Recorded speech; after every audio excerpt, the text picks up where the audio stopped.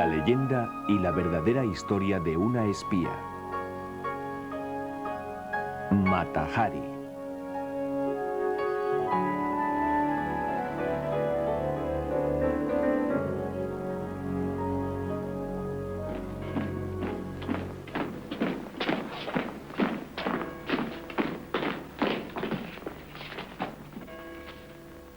Goodbye.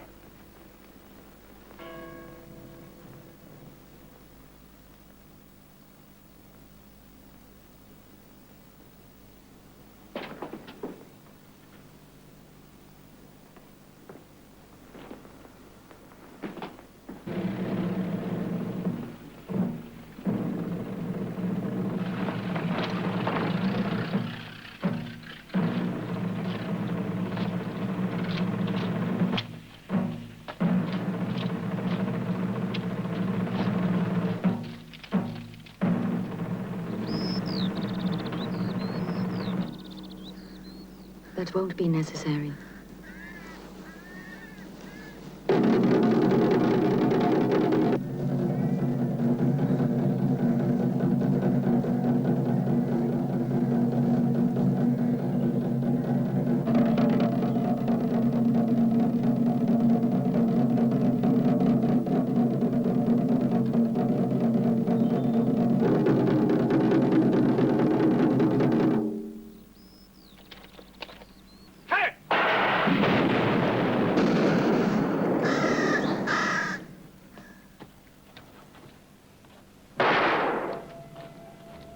¿Reclama alguien el cadáver? A Mata Hari le gustaban los álbumes de fotos. Durante un periodo de 10 años, ella reunió docenas de fotografías de sí misma que jamás se han publicado antes. Estos álbumes fueron milagrosamente salvados tras su muerte y se muestran aquí por primera vez. Los hechos relativos a su caso fueron registrados en el archivo militar de la investigación previa al juicio. Mata Hari se presentó ante el capitán Bouchardon en 17 ocasiones.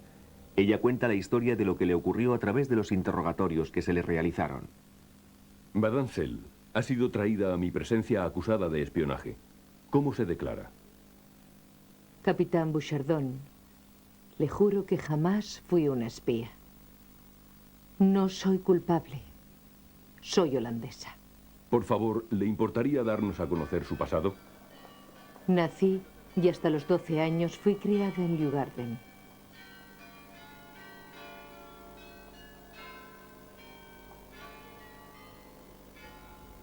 Para mi padre yo era una rosa en un jardín de cardos. Su padre, Adam Cell, era uno de los 10 hombres más ricos de la ciudad. Por aquel entonces, Leeuwarden contaba con 30.000 habitantes. Él era uno de los 10 hombres más pudientes, así que vivían muy bien. Tenían mucho dinero, una gran casa. Era una familia muy rica. Él se dedicaba a vender sombreros, gorras, etc., pero amasó su fortuna especulando con el petróleo en el lejano oriente, en las Indias holandesas. Además, invertía su dinero en bolsa. Tras una temporada, después de especular demasiado, perdió todo su dinero y entonces abandonó a su familia. Me parece que eso fue alrededor de 1889. A partir de aquel momento vivió solo en Ámsterdam y La Haya, dejando a toda su familia en Leeuwarden. Entonces el matrimonio se divorció oficialmente y unos meses después su esposa enfermó y falleció en mayo de 1891. Creo que no es nada fácil sobreestimar el sufrimiento que debe haber supuesto para una niña de 14 años esta serie de tragedias. Margareta no solo perdió a su madre, a la que estaba muy apegada, sino que también perdió a su padre. Su familia se había desintegrado y también había perdido su estatus social. Por aquel entonces su futuro debió parecerle muy oscuro.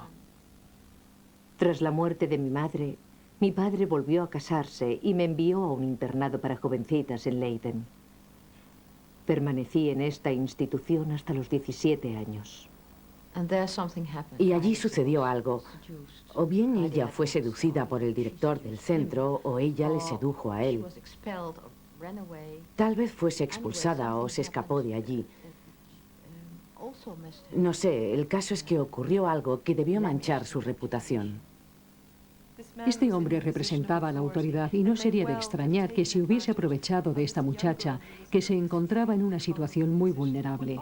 Por aquel entonces también ocurrió algo muy significativo para el desarrollo posterior de la historia de Margareta.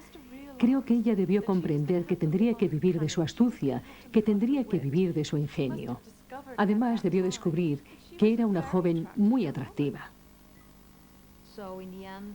Así que, al final, sus posibilidades de contraer un matrimonio respetable no debieron ser muchas.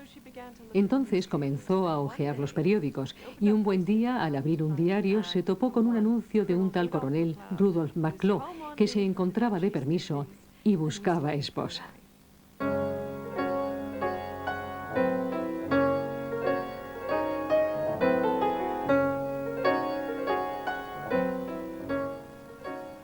Margareta conoció a su futuro marido, el coronel Rudolf McClough, en el Rijksmuseum, que era algo así como el lugar burgués más adecuado para que se encontrasen. Por las cartas que se intercambiaron, una extrae la impresión de que en aquel momento se produjo una atracción mutua instantánea.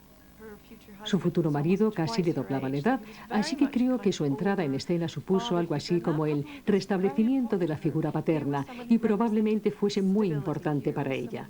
Él representaba la estabilidad, la autoridad, representaba el futuro. Ella debió darse cuenta de que el anuncio mencionaba que aquel hombre planeaba regresar a Indonesia. Al leerlo, tal vez pensó que aquello era una salida para ella. Se produjo la típica atracción por un hombre de uniforme, que no era feo ni mucho menos, en realidad era un hombre apuesto. Margareta era bastante precoz sexualmente hablando y se sentía muy segura de sí misma. Y quiero decir que ella escribe en un tono más bien coqueto: «Oh, Johnny, ¿qué te parece mejor? ¿Que lleve la combinación por encima o por debajo de la rodilla?». Es posible, además, que estuviesen planeando mantener relaciones sexuales antes de casarse. ¿Me preguntas si quiero hacer alguna travesura? Bueno, Johnny, ¿por qué no? En unas semanas seré tu esposa. Qué suerte tenemos de ser tan apasionados. Él decía de ella que era una mujer muy vistosa, aunque tenía pies planos. Recuerdo haber escuchado a mi madre contar esta historia a menudo. Me casé con Rudolf McClough el 11 de julio de 1895. Una vez casados, la opinión de McClough sobre lo que debía ser una conducta apropiada difería bastante de la de ella. Y de nuevo Margareta se encontró sola, sin una figura materna a su lado que la guiase durante aquellos momentos de transición, de ser una simple jovencita a una esposa burguesa como Dios manda. Al mismo tiempo, McClough continuó visitando los prostíbulos y eso fue una verdadera fuente de tensión entre los dos. Tras el nacimiento de nuestro hijo Norman, me marché con él a las Indias holandesas. Lo único que sé es que incluso durante la travesía, a ella le divertía flirtear con todos los oficiales jóvenes que había a bordo, y eso molestaba a mi padre en gran medida. Pero eso es todo lo que sé de aquel viaje.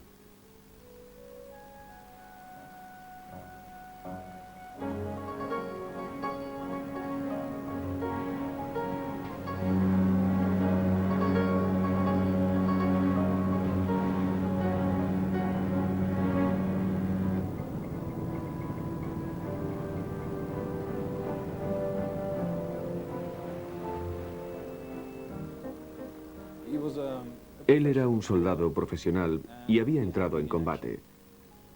Así que tal vez no fuese muy elegante, que digamos. No debía ser una persona refinada. Quizás cuando ella le conoció tuvo esa impresión, pero al estar de servicio en las Indias holandesas, los modales eran muy distintos. Se bebía mucho y la vida no era fácil.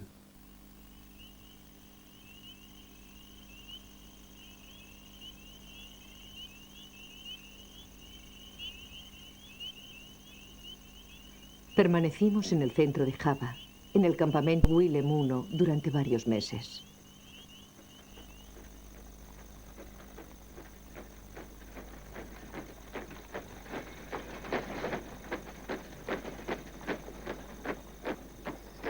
Más tarde, mi marido fue trasladado a Malang. Fue allí donde nació nuestra hija, a la que apodamos Non.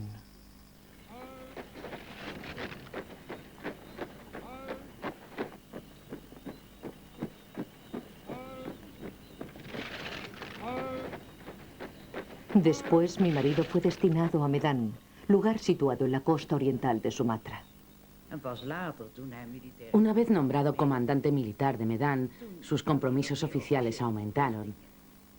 Pero ella también estropeó aquello, negándose a visitar a las demás mujeres, ya que se tenía por la primera dama. Y eran ellas las que tenían que visitarla. Esto, desde luego, no benefició a su popularidad allí.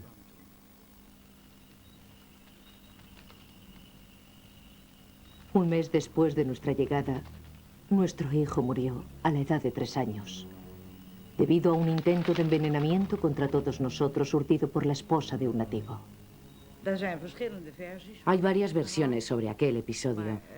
Mi versión es la que mi madre me contó, y en ella se acusa a Lama, una mujer que cuidaba de los niños. Mi padre tenía ciertos indicios de cómo se habían producido los hechos. Su esposa no prestaba mucho interés al cuidado de la casa y dejaba todo en manos de Lama. Un buen día, mi padre encarceló al marido de esta mujer por algo que había hecho y que mi padre no aprobaba. Así que aquel hombre ordenó a su esposa que le vengase, asesinando a los hijos del comandante. El envenenamiento se produjo mediante la mezcla en la comida de los niños de pelos finamente cortados.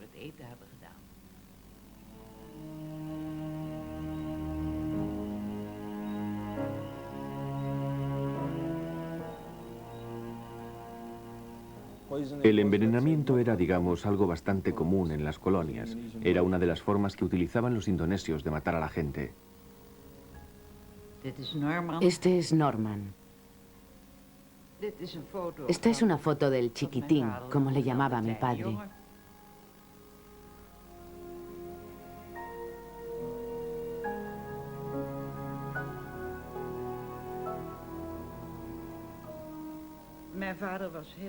Aquello dejó a mi padre destrozado. Todavía conservo la carta que le escribió a su hermana diciendo que era lo peor que le podría ocurrir a cualquiera y que no tenía deseo alguno de seguir viviendo. Mi padre estaba loco por el chico.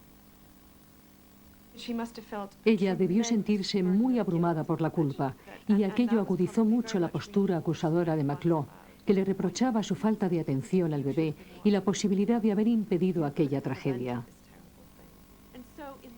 Y entonces, en vista de lo ocurrido, de la sensación de pavor que la invadía, empezó a evadirse en un mundo de fantasía que había comenzado a inventar cuando era niña.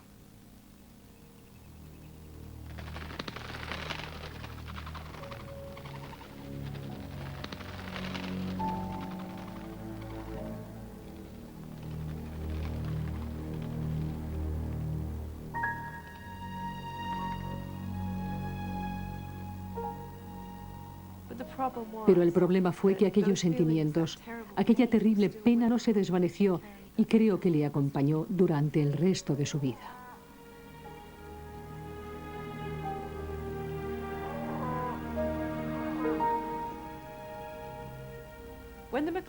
Cuando la familia McClure regresó de nuevo a Holanda, solo era cuestión de tiempo que se separasen.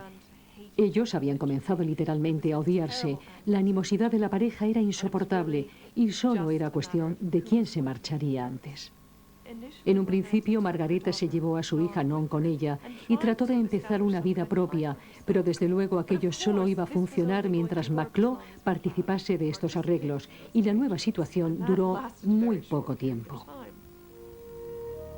Hay algo que nunca abandonaré y esa es mi hija.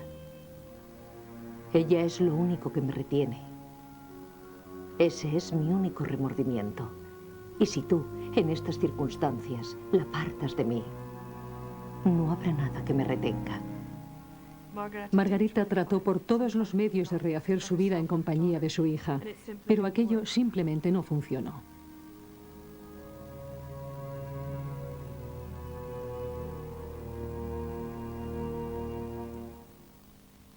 Y se marchó y se fue a París.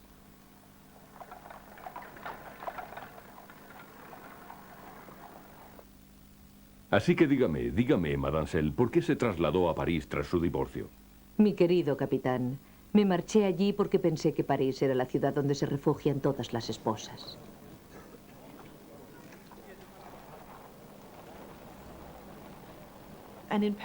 En París, ella se convirtió en otra persona y creo que fue aquel el momento en que empezó a inventar a Mata Hari, la bailarina del templo indonesio, la mujer sin pasado, la mujer que carecía de aquel terrible lastre de culpabilidad, responsabilidad y dolor.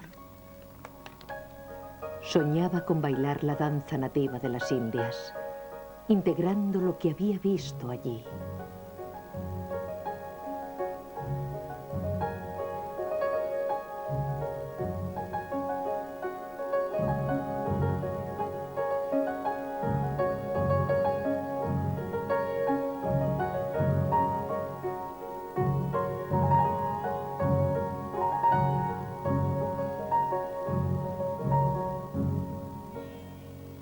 Comencé en el Museo Guimet bajo el apodo de Mata Hari, que quiere decir ojo del amanecer en malayo. Y de inmediato fui lanzada en mi carrera. De entre todos los papeles de la biblioteca, hemos conservado una invitación de aquella noche memorable de 1905.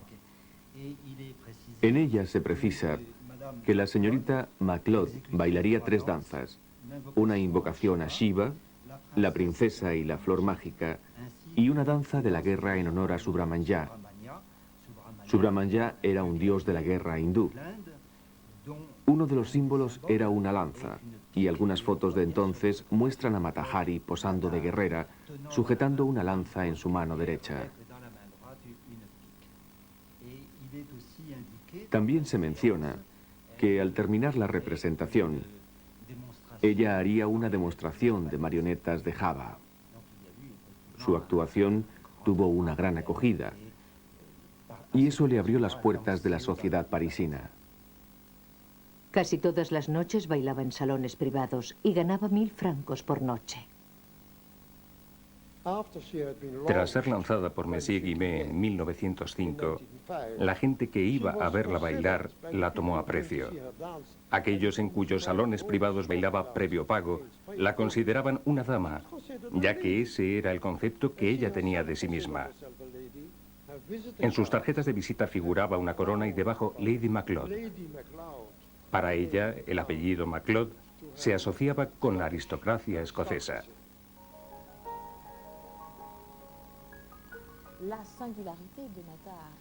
Lo que hacía de Mata Hari alguien tan distinta era que había inventado el personaje de una bailarina hindú, que también aparecería en las revistas y espectáculos de variedades hasta los años 30. Pero ¿quién era aquella bailarina hindú? Ella era una artista con buena mano para la coreografía que inventó un seudónimo exótico para sí. También inventó un pasado ficticio y misterioso. Nací en Java, rodeada de vegetación tropical. Desde mi más tierna infancia se me enseñó el profundo significado de estas danzas, que forman parte de un culto, una religión. Solo aquellos nacidos y criados allí quedan por completo impregnados de su importancia religiosa. Estoy convencido de que ella comenzó a creer en sus propias mentiras. Empezó a creer en las cosas que le había contado a la prensa y que habían sido publicadas, y se convenció de que lo que había relatado a la prensa era cierto. Ella vivía en un mundo de fantasía. Lo más probable es que Mata Hari viese representar estas danzas de Java, pero está claro que no las observó con mucho detenimiento, ya que en sus bailes no se incluían sus típicos demi-pliés, la apertura de rodillas y, sobre todo, el lenguaje de las manos.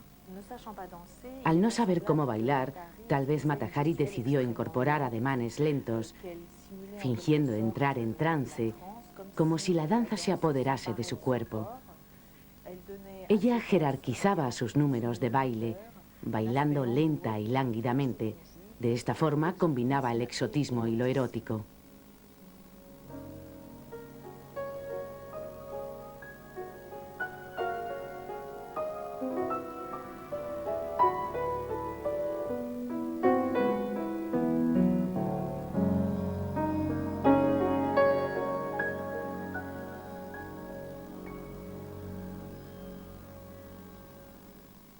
Badansel, ¿tiene algo que añadir a su declaración anterior?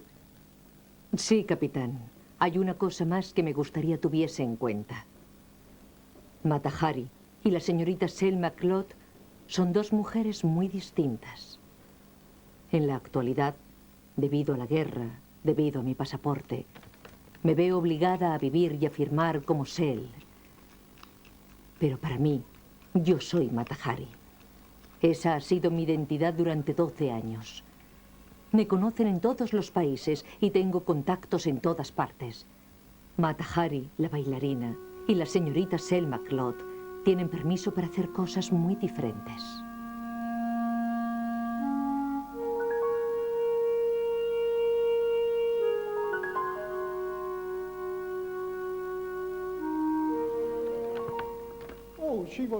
Sus contemporáneos la consideraban una mujer muy atractiva, preciosa. Si observan las fotografías de sus álbumes, comprobarán que su belleza era impresionante. Incluso para los cánones de belleza femenina actuales, ella era muy atractiva. Además, sabía cómo comportarse. Era una mujer muy bien educada que hablaba 3 o 4 idiomas. Hablaba holandés, alemán, francés, inglés y malayo, que desde luego aprendió mientras estuvo en las Indias holandesas con su marido. Badansel, ¿podría proseguir con su declaración? En febrero de 1906 actué en la Ópera de Montecarlo.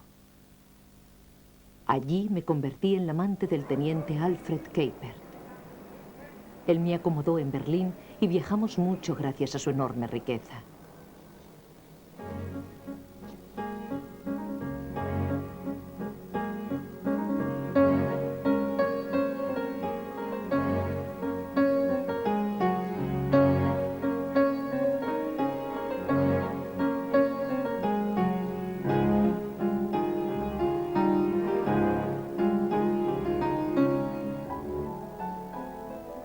En enero de 1907 bailé en Viena y él me acompañó.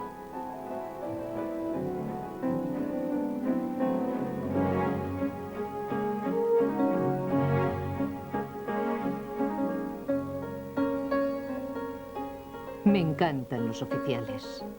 Siempre me han encantado. Preferiría ser la querida de un oficial pobre que de un banquero rico. Mi mayor placer es poder acostarme con ellos sin tener que reparar en el dinero. También me gusta probar distintas nacionalidades.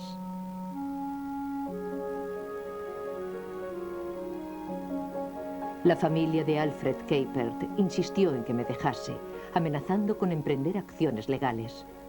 Y al final, él se separó de mí, dejándome 300.000 marcos.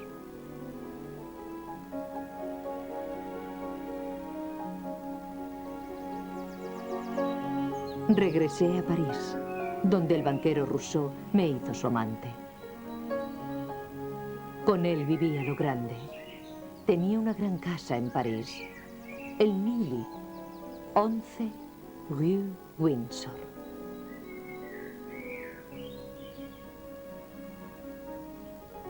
Y un palacete en Touraine llamado La Dorée.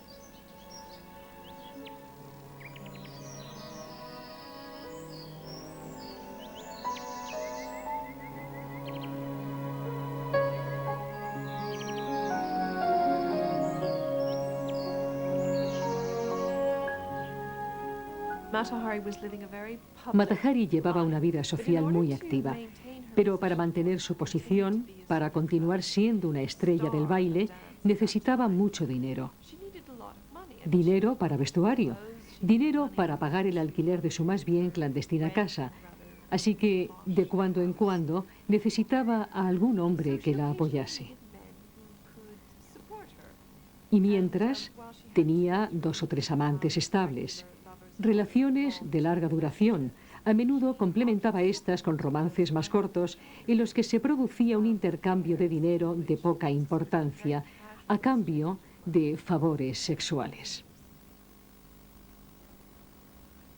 He de mencionar que en 1907 mi marido solicitó el divorcio basándose en mi abandono del hogar. Mademoiselle, usted misma dijo que era una mujer de mundo y que poco antes de la guerra mantenía relaciones íntimas con 3 oficiales alemanes. Que yo mantuviese relaciones íntimas con ciertas personas no implica de ninguna forma que estuviese involucrada en asuntos de espionaje. Como bailarina profesional, podía estar en contacto con gente en Berlín sin por ello participar de ninguna de las sospechosas razones que usted me imputa. Y además, ¿cómo iba yo a saber entonces que estallaría una guerra? En junio de 1914, yo estaba en Berlín preparándome para un contrato de 6 meses que había firmado con el Teatro Metropol. Entonces se produjo la declaración de guerra y la policía trató muy mal a los extranjeros. En el banco, el director me dijo que como había vivido en Francia durante 10 años, se me consideraba francesa y se negó a devolverme mi dinero y mis joyas. Tuve que abandonar Berlín sin un real.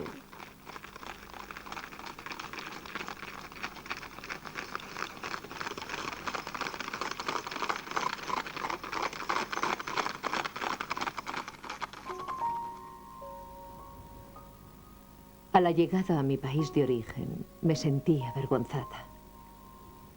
No tenía dinero, pero tenía un antiguo amante en La Haya, el coronel Barón van der Capellen, que estaba casado y era muy rico.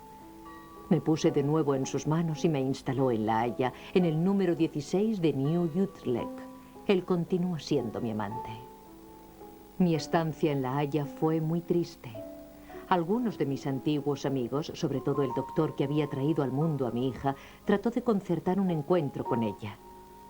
No la había visto en 6 años, pero la iniciativa no prosperó porque mi hija se negó a verme. Me sentí muy sola.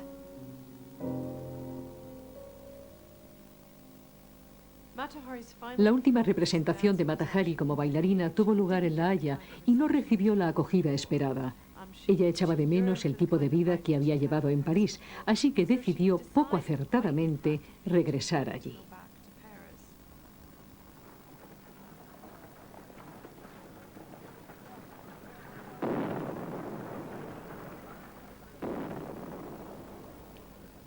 Pero el París que Mata Hari conservaba en su imaginación ya no era la ciudad a la que ella llegó.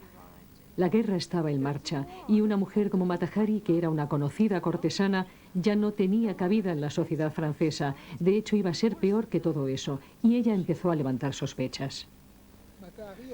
Mata Hari se había convertido en sospechosa. Cuando llegó a París, la vigilancia sobre ella se hizo muy intensa. Allí se instaló en el Gran Hotel, en la Plaza de la Ópera, en junio de 1916.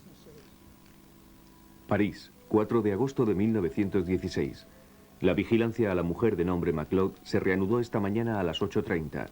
Ella abandonó su habitación sobre las 10 y charló con 2 oficiales durante un buen rato en el jardín de invierno. Tras el almuerzo, un oficial de identidad desconocida se reunió con ella. 2 policías la seguían a todas horas. Leían sus cartas y escuchaban sus conversaciones telefónicas. París, 5 de agosto. MacLeod dejó el hotel a las 10 acompañada por el oficial ruso mencionado ayer, que ha sido identificado como sigue. Demaslov Vadim, 21 años, capitán del ejército ruso, nacido en Odessa, llegado de La Pan. Conocí a un oficial ruso, el capitán Vadim Demaslov. Se convirtió en mi amante y para los dos fue un gran amor. Todas las noches los 2 policías redactaban su informe de vigilancia y lo pasaban al capitán Ladoux, responsable del contraespionaje francés. París, 5 de agosto. Hemos sabido que MacLeod tenía intención de ir a Vittel para realizar un tratamiento. Intentó obtener un permiso especial para entrar en la zona ocupada por el ejército. Por estas fechas yo quería ir a Vittel. Se me aconsejó que me dirigiese al número 282 del Boulevard Saint-Germain. Allí fui muy bien recibida por un caballero vestido de civil. Se trataba del capitán Ladoux, que me dijo: si usted ama a Francia, es posible que pueda prestarnos importantes servicios. ¿Ha pensado alguna vez en ello? Y yo dije, sí y no. ¿Estaría dispuesta?, me preguntó, a lo que yo respondí, nunca he reparado en ello. Y él prosiguió, usted debe de ser muy cara. Y yo concluí, oh, de eso no tenga la menor duda. Nos encontramos en el 282 del Boulevard Saint-Germain, cuartel general del contraespionaje francés. Aquí el capitán Ladoux lanzó su propuesta a Mata Hari, que ella tardó 2 semanas en aceptar. Así consta en los informes de vigilancia policial. Vittel, 2 de septiembre de 1916. La mujer de nombre MacLeod, a la que hemos seguido hasta Vittel, llegó allí el 1 de septiembre a las 4:30. Se dirigió al Gran Hotel donde se hospeda en estos momentos. Vittel, 3 de septiembre de 1916. Durante toda la mañana, MacLeod solo abandonó el hotel para tomar las aguas y dar un corto paseo por el parque. Durante el paseo habló con 3 oficiales.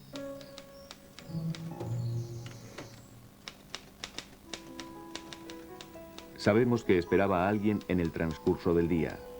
De hecho, el capitán Vadim de Maslov, el oficial ruso que había pasado varios días con MacLeod en París, llegó en el tren a las 3:30. A las 5:30 vimos a los dos besándose en la ventana de la habitación de MacLeod. A las 6 en punto, bajaron y pasearon del brazo por el parque. El capitán de Maslov llevaba un parche en el ojo izquierdo que no tenía cuando le vimos la primera vez en la ventana. A las 7 regresaron para cenar y no les volvimos a ver.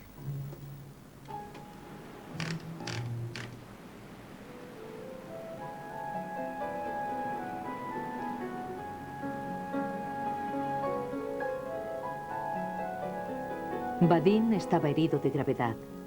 Había sido gaseado y perdió la visión de su ojo izquierdo. Una noche me preguntó si me casaría con él. Yo le respondí que sí, y entonces empecé a cavilar. Mi futuro estaba trazado, pensé. Le pediré al capitán Ladoux el dinero suficiente como para no tener que ser infiel a Vadim de Maslov jamás. A mi regreso a París, iré a ver a Ladoux. Le diré, esto es lo que tengo planeado hacer. Me dirigiré a Bruselas con mis mejores ropas y frecuentaré el alto mando alemán. Por esto, quiero 1 millón de francos. Pero usted me pagará solo tras haber comprobado el valor de mi información. Una incursión espía en Bruselas parecía increíble. Sin embargo, Ladoux estuvo de acuerdo y aceptó el precio de Mata Hari, 1 millón de francos, que por aquel entonces era una cifra desorbitada.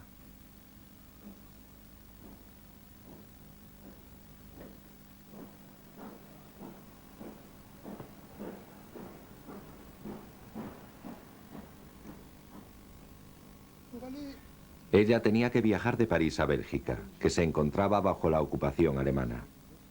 Esta es la línea del frente. Para viajar vía Holanda, Ladoux le ofreció a Mata Hari la posibilidad de elegir entre 2 rutas. La ruta más corta, vía la neutral Suiza y Alemania, o una ruta muy larga. Decidí viajar hasta Bélgica por la ruta del sur, vía España. Embarqué en el Hollandia que zarpaba de Vigo y 6 días después llegué a Falmouth. No sucedió nada especial durante la travesía. Pero la ruta larga atravesaba el Canal de la Mancha, y allí los británicos detenían a los barcos neutrales para registrarlos. En Falmouth, el barco fue abordado por policías y soldados. Me desembarcaron y fui enviada a Scotland Yard en Londres. Me habían confundido con la espía alemana Clara Benedict. Al final me pusieron en libertad, pero se me prohibió regresar a Holanda. Tuve que regresar a España, desde donde había empezado mi viaje.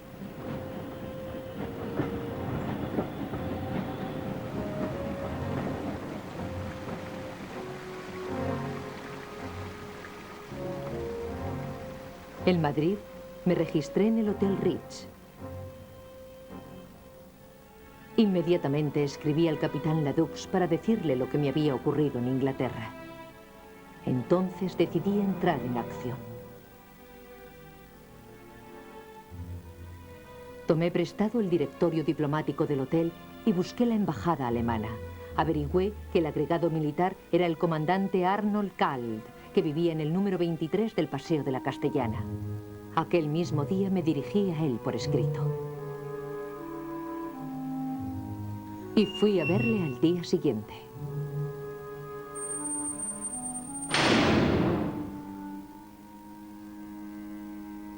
La misma noche escribí al capitán Ladux y añadí: espero sus instrucciones, puedo hacer lo que quiera con Cal, que ocupa un alto cargo en la embajada alemana. Desde su primer encuentro con el agregado militar alemán, Mata Hari le sedujo y le sonsacó cierta información que ella creía de gran importancia, pero que Francia ya conocía. 2 días después, el lunes 11 de diciembre, ella se reunió con el agregado militar francés, coronel Danvin, que se enamoró perdidamente de ella. El coronel Danvin pidió a Mata Hari que extrajese información de utilidad del comandante alemán, pero el comandante alemán empezó a sospechar y se negó a contestar a las preguntas de la bailarina. Él comenzó a informarse sobre ella y pronto averiguó a qué jugaba la bailarina. El principio del fin para ella se produjo el miércoles 13 de diciembre. El comandante envió una serie de telegramas a Berlín vía radio.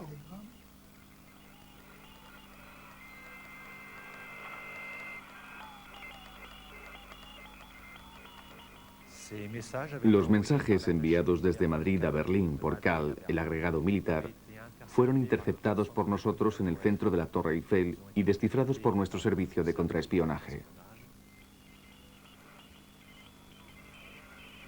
Es bastante probable que él utilizase un código que sabía estaba en nuestro poder.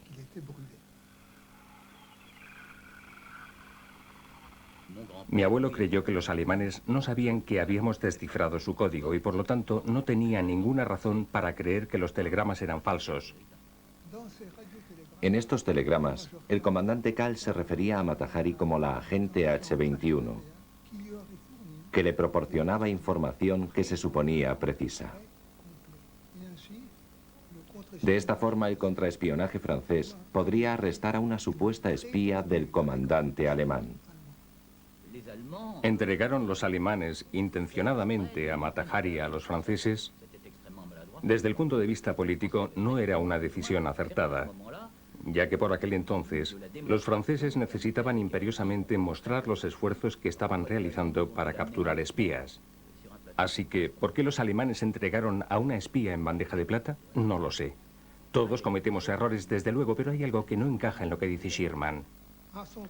A su regreso a París, se le practicó un seguimiento de 6 semanas sin resultado, tras lo cual el oficial investigador, Bouchardon, ordenó su detención el 13 de febrero de 1917. La mujer, de nombre Sel Margareta, conocida como Mata Hari, con domicilio en el Palacio de los Elíseos, de religión protestante, de 1,75 m de estatura, pudiendo leer y escribir, es acusada de espionaje y complicidad con el enemigo en un esfuerzo por participar en sus operaciones.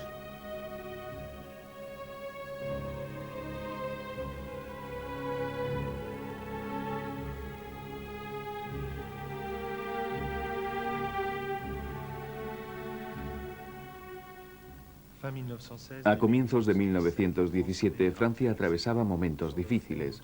En el frente nuestras tropas no podían avanzar. La moral estaba por los suelos y las sublevaciones estaban a la orden del día. Tras las líneas, los civiles anhelaban la paz. Había que estimular la moral del pueblo y demostrar que el servicio secreto era capaz de frustrar las operaciones del espionaje alemán. Mata Hari fue una oportunidad llovida del cielo para el ministro de Defensa.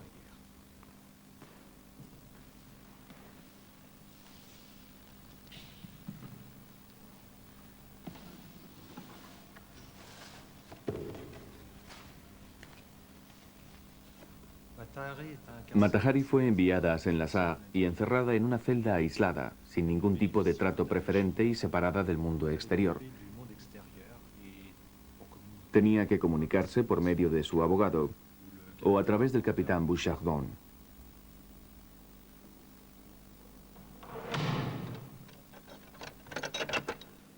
Estoy tan preocupada por esta nueva situación que ya no soy yo misma. Creo que me estoy volviendo loca. Le ruego que no me deje encerrada en esta celda por más tiempo. Es terrible mantener a una mujer como yo encerrada en estas condiciones. No puede imaginar cómo es la vida en Saint-Lazare. La soledad, la suciedad y la degradación. El capitán Bouchardon era el oficial investigador. Tenía que entrevistar tanto a los testigos como a Mata Hari y examinar las pruebas. También era el responsable de la estancia en prisión de Mata Hari hasta el juicio. El capitán Bouchardon no estaba dispuesto a mejorar su situación, esperando que se viniese abajo y desvelase los nombres de los espías extranjeros. Me siento demasiado enferma para levantarme.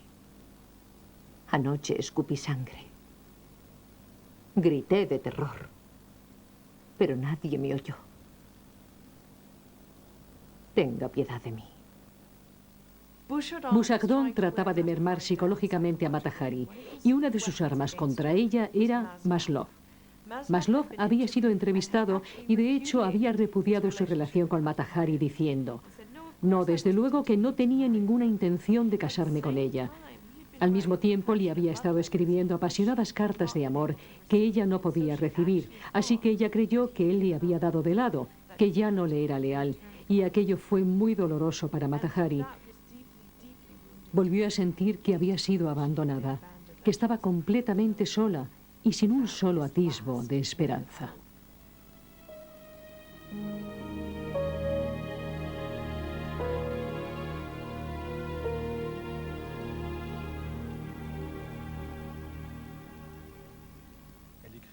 Ella escribía mucho, a veces hasta 2 veces al día al capitán Bouchardon, casi siempre para quejarse de sus condiciones, para proclamar su inocencia y para solicitar su puesta en libertad bajo fianza. Se lo suplico, capitán. ¿Qué razón tiene para conducirme hasta la desesperación en una celda donde me estoy volviendo loca? Puede amenazarme, hacerme sufrir, pero no puedo decirle lo que no sé. Por favor, basta ya. Con todos mis respetos, Selma Claude, Mata Hari. A pesar de las severas condiciones, Mata Hari no se vino abajo. Negó pertenecer al servicio secreto alemán. Bouchardon no tuvo otra opción que usar la única prueba que tenía en su poder: los telegramas enviados por el agregado militar alemán desde Madrid. Madame Sell, tenemos evidencias que demuestran que usted practica un juego de lo más osado con nuestro servicio de contraespionaje. Usted es el agente H-21, adscrito al Servicio Central de Información Sito en Colonia. Usted fingió aceptar la oferta del capitán Ladoux para viajar a Bélgica en su nombre. Durante el mes de diciembre de 1916, usted recibió en París la cantidad de 5.000 francos de procedencia alemana y finalmente proporcionó a los alemanes información detallada sobre varios temas de importancia política, diplomática y militar. La persona a la que Cal alude en todos los telegramas es usted. He decidido contarle la verdad. Si hasta ahora no la he contado, era porque me sentía avergonzada. En octubre de 1915 me encontraba en mi casa de La Haya. Era tarde y mi ama de llaves, Ana, ya se había acostado. Alguien llamó al timbre y yo fui a abrir la puerta. Delante de mí tenía al señor Kramer, cónsul alemán en Ámsterdam, que había escrito para anunciar su visita, pero sin decirme el motivo de la misma. El cónsul sabía que yo había solicitado un pasaporte para Francia.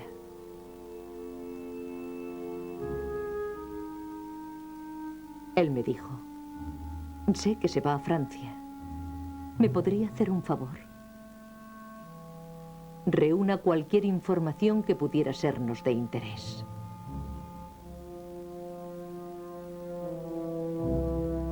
Si acepta, le entregaré 20.000 francos. Estamos registrando su confesión. Pero en esas condiciones, ¿a quién servía? ¿A quién traicionó? ¿A Francia o a Alemania? No cumplí la misión de Kramer. Es posible que me asignasen un número, H21. Pero nunca tuve la sensación de ser contratada por los alemanes. Nunca cometí ningún acto de espionaje contra Francia. No he causado la muerte a ninguno de sus soldados. Mi abuelo no tenía duda alguna de su culpabilidad. Durante el juicio, creía de verdad que ella había suministrado información valiosa a Alemania. Mientras tanto, los telegramas habían sido descifrados, así que conocían a la perfección que lo que ella había suministrado a los alemanes carecía de interés para nadie. Sin embargo, el hecho de haber espiado le garantizaba la pena de muerte. El valor de la información era secundario. El juicio se celebró a puerta cerrada debido al secreto militar, ya que Francia estaba en guerra. Durante el juicio hubo tres figuras principales. Bouchardon, el oficial investigador del caso, que había preparado el dossier, el fiscal Mornay, un ardiente acusador con todas las cualidades de ser un consumado orador, y el abogado Clunet, un renombrado experto en derecho internacional, que como ultrapatriota que era todavía llevaba la medalla que le concedieron al valor en combate en 1870. Era un viejo amigo de Mata Hari y la defendió con fervor. Primera pregunta. La mujer conocida como Margareta Gertrude Sell, también conocida como Mata Hari, ¿es culpable de haber entrado en el puesto militar de París en diciembre de 1915 con la intención de obtener información para Alemania, nación enemiga? En Holanda, ¿es la misma mujer culpable de haber proporcionado al cónsul alemán, señor Kramer, documentos o información que ponen en peligro la seguridad de posiciones militares? En Madrid, en diciembre de 1916, ¿es la misma persona culpable de haber comunicado al agregado militar alemán, señor Kahl, información militar para ayudarles en la guerra? El tribunal militar respondió sí por unanimidad a las 8 preguntas formuladas. Teniendo en cuenta el ambiente de tensión reinante en aquellos momentos y la forma en que habían sido informados o desinformados, su única opción fue condenarla a muerte de forma unánime. Por lo cual, este Consejo, de forma unánime, condena a muerte a Margareta Gertrude Sell, a lo que hay que añadir las costas legales que habrá de pagar la condenada al Estado. Hoy a mi alrededor todo se viene abajo. Todos me dan la espalda, incluido el hombre por el que lo habría dado todo. Me es imposible creer que el ser humano llegue a ser tan cobarde. Bien, que lo sea. Estoy sola. Me defenderé a mí misma y si caigo, será con una sonrisa de profundo desprecio. ¡Fuego!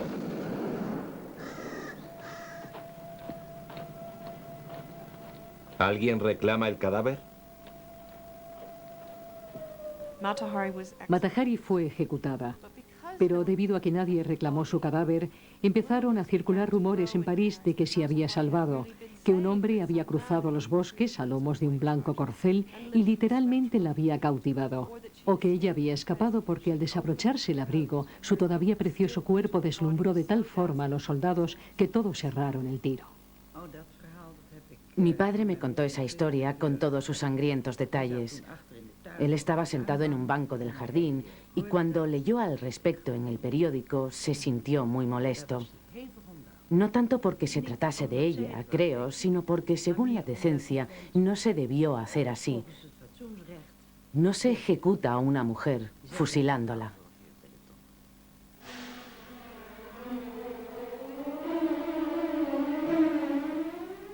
Es cierto que Mata Hari destaca como un símbolo, como un icono femenino del siglo XX.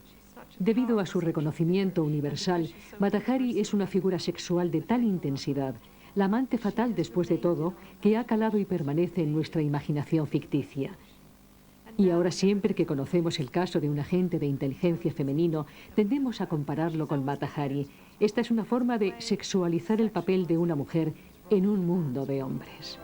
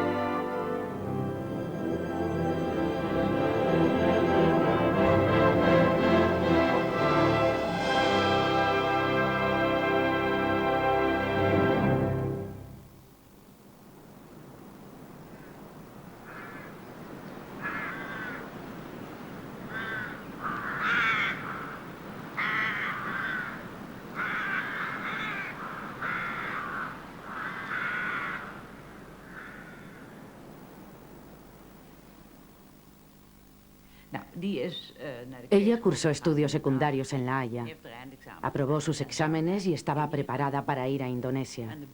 Había decidido qué barco tomar y la fecha de salida había sido confirmada. Al parecer, fue a la ciudad con mi madre a comprar los materiales necesarios para decorar ella misma un vestido amarillo. Después se acostó. A la mañana siguiente, mi madre entró a despertarla y se la encontró muerta en la cama. Había muerto mientras dormía. Ni en su rostro ni en su cuerpo había rastro de perplejidad o conocimiento de que iba a morir. Falleció sin más.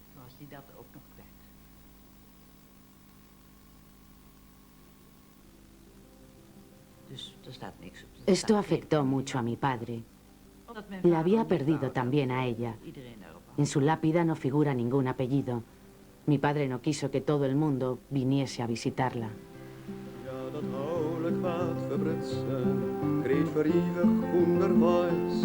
Is verneuer op Astedsen, maar je moeltje vol Maleis. Ja, bezocht op vreemde stritten, in Parijs en in Berlin. Al haar jarmoete feiten, bij muziek en brandewijn. En ja, kiezen oren namen, zat hier net eens bestuurd. Ja, vertelde onbeskamme, dat ja Mata Hari heet. Vier van het land voor Jemen skepties, bij de poorten van de hel. Maak ja een drieste striptease, want haar spierlijk leert te fel. De eerste van de Bajaderen, leven zien een glorieroes.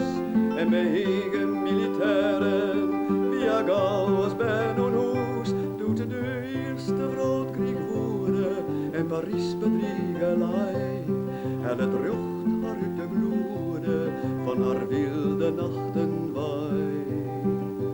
In een cel met Britse tonnen hebben ja haar feesten zet. Via wierlijke spionnen, Mata Hari wist het net. In het dichthoes uit Lazare, vier van de ouderlijke groep. Was het jas verrier